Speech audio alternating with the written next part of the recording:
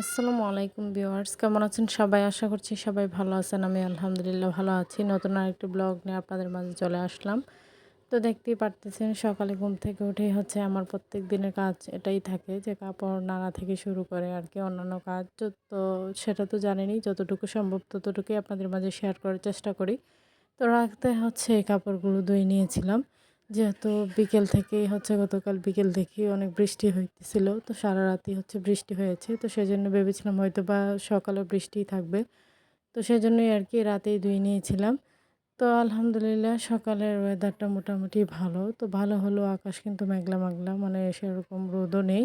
আর হচ্ছে বৃষ্টিময় আরকি ওয়েদার। তো যাই হোক সবকিছু মিলিয়ে হচ্ছে বৃষ্টি যেহেতু একদমই নেই। তো সেজন্য ভালো লাগছে আরকি। আকাশে মেঘ আসছে কিন্তু বৃষ্টি নেই। তো সেজন্যই আরকি কাপড়গুলো বাহিরে নেড়ে দিতেছিলাম। আর যেদিকে হচ্ছে একটু হিটটা দেখতেছিলাম যে রোদের হিট একটু লাগবে। তো সেদিকেই হচ্ছে কাপড়গুলো নাড়ার চেষ্টা করতেছিলাম আরকি। তো বাচ্চাদের কাপড় যেহেতু এত কাপড় কি বলবো? মানে রাত-দিন ধুয়ে হচ্ছে শেষ করা যায় না। সারাদিনই হচ্ছে ধুয়ে নিতে হয় আরকি। যেহেতু বাচ্চারা ছোট তো সেজন্য হচ্ছে এত কাপড় ধুতে হয় কি বলবো? তো যাই হোক কিছুই করার নাই, মাদের কাজ তো করতেই হবে। আর যেহেতু কিছুদিন যাবৎ হচ্ছে বৃষ্টি থাকে মানে এখনই রোদ আবার কিছুক্ষণ পরেই হচ্ছে বৃষ্টি। তো সেজন্য বৃষ্টি হলে হচ্ছে আমার ছেলের সমস্যা হয়ে যায়। ও হচ্ছে ঠান্ডা আবহাওয়াটা নিতে পারে না আরকি। তো সেজন্য ওকে হচ্ছে নেবুলাইজ করাতে হয়। তো এখন হচ্ছে রেগুলারই আমি করতেছি ওকে। নেবুলাইজ কি করব কিছুই করার থাকে না। তো নেবুলাইজটা করালে ওর খুবই কষ্ট হয় যেহেতু একাধারে করানো হইতেছে। তো প্রত্যেকদিনই হচ্ছে দিনে ৩ বার করে করানো হয় আরকি। তো সেজন্য ওরও কষ্ট হয়, সেজন্য সেও একটু কান্নাকাটি করে। তো কিছুই করার নেই। তো সকালের কাজকর্ম শেষ করে নাস্তা করে নিয়েছি, চা বিস্কিট খেয়েছি। তো এর মধ্যে হচ্ছে প্লাস্টিকের মাল আসছিল আরকি, ঝুড়ি তারপর আর অনেক কিছু নিয়ে আসছে ওনারা। তো সেখান থেকে আমি কিছু প্লাস্টিকের মাল রেখে দিয়েছি আরকি। তো সংসারের কিছু যেগুলো টুকিটাকি দরকার সেগুলি আরকি। আর এইগুলো মাল যতবারই আসে ততবারই আমি রাখি। তো আমার কাছে খুবই ভালো লাগে রাখতে। মানে কেন যেন হচ্ছে ওনারা মানে ফেরত যেতে পারে না। আমি কিছু না কিছু একটা আমার রাখতেই হয়।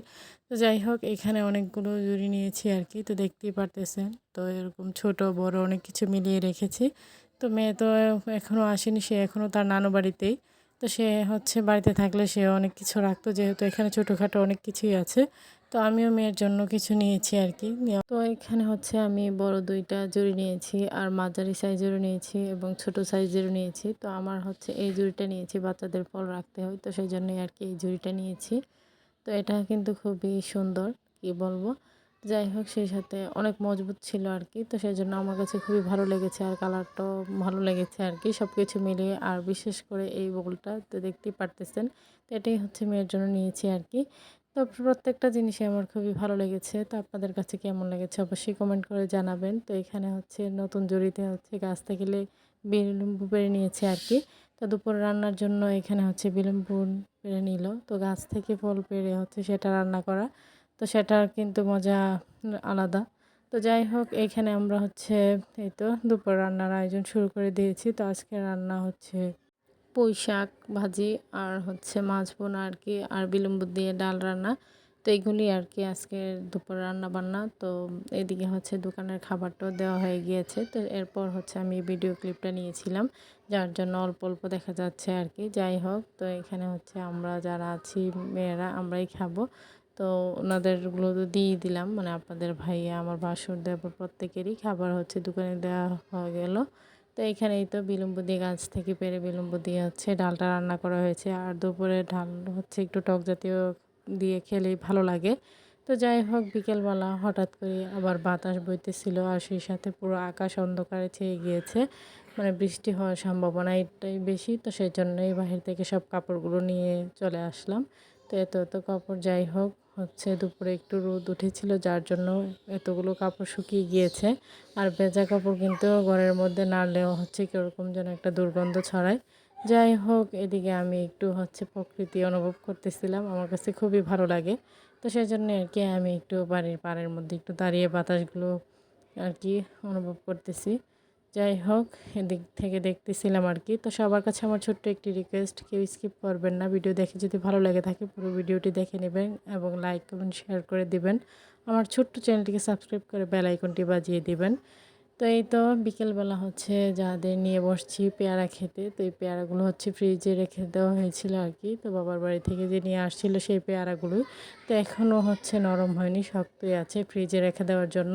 তো এখানে হচ্ছে শুকনো মরিচ আর লবণ দিয়ে হচ্ছে লবণ মরিচটা বানানো হয়েছে, যার জন্য হচ্ছে আরও বেশি টেস্ট লাগছিল আর কি।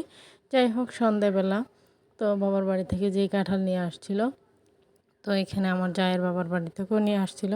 তো এখানে একটা কাঁঠাল হয়েছে কি নরম হয়ে গিয়েছে, তো সেই জন্যে আর কি কাঁঠালের কুচগুলো চালনি দিয়ে চেলে তারপর হচ্ছে আর কি রসটা বের করা হয়েছে।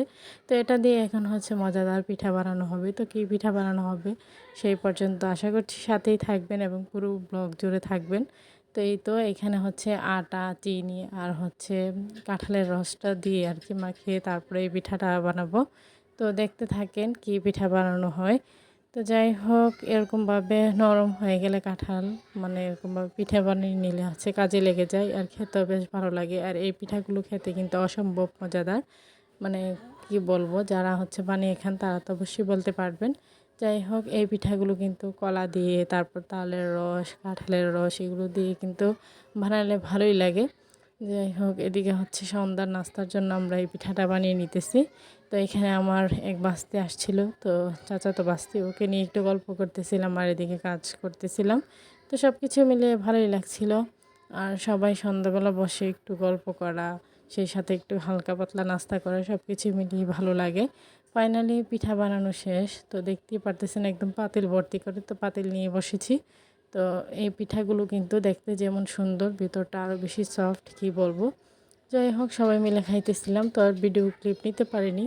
এর মধ্যে কিছুক্ষণ পর আমার নিতে হয়েছে খাবার একদম শেষ পর্যায়ে, যেহেতু বাচ্চারা একটু কান্নাকাটি করতেছিল, ওদেরকে একটু সময় দিতেছিলাম আর এদিকে খাইতেছিলাম সব কিছু মিলিয়েই। তো দেখতেই পারতেছেন পিঠাটা কতটা সফট ভিতর দিকটা। আর এই পিঠাটা কিন্তু গরম গরম খেতেই ভালো লাগে। তো কে এই পিঠাকে কী নামে ডাকেন অবশ্যই কমেন্ট করে জানাবেন। তো আমরা হচ্ছে এটাকে বুলবুলা বলে থাকি। তো আপনারা কে কী নামে ডাকেন অবশ্যই মানে কমেন্ট করে জানাবেন আর কি। আর কেমন হয়েছে অবশ্যই কমেন্ট করে যাবেন। তো এই তো রাতে হচ্ছে আপনাদের ভাইয়া আসার সময় আবার আপেল নিয়ে আসছিল। তো আপনাদের ভাইয়াকে গতকালই বলে দিয়েছিলাম যে আপেল নিয়ে আসার জন্য। তো গতকাল হচ্ছে আনতে পারিনি, যেহেতু টাউনের মধ্যে যাওয়া হয়নি, তো সেই জন্যই আর কি। তাই আজকে গিয়েছে, তাই আর কি নিয়ে আসছি। তো ছেলেকে হচ্ছে এগুলো আমি জুস বানিয়ে খাওয়াবো, তো সেই জন্যই আর কি নিয়ে আসছে। তো যেহেতু রাত হয়ে গেছে, তো বাচ্চাদেরকেও দিব সকালে। তো আপেলগুলো কিন্তু দেখতে খুবই সুন্দর ছিল এবং খুবই ফ্রেশ। যাই হোক, আমার খুবই ভালো লাগছে, তাই হচ্ছে আমি একটু ধরে ধরে দেখতেছিলাম। তো আপেলগুলো ভালো লাগছিল। তো আজকের ভিডিও পর্যন্তই। সবাই ভালো থাকবেন, সুস্থ থাকবেন, আমার পরিবারের জন্য দোয়া করবেন যাতে করে তাড়াতাড়ি এগিয়ে যেতে পারি, সাপোর্ট করে যাবেন। তো সামনে নতুন কোনো ভিডিও নিয়ে আবার চলে আসবো আপনাদের মাঝে। এই পর্যন্ত, আল্লাহ হাফেজ।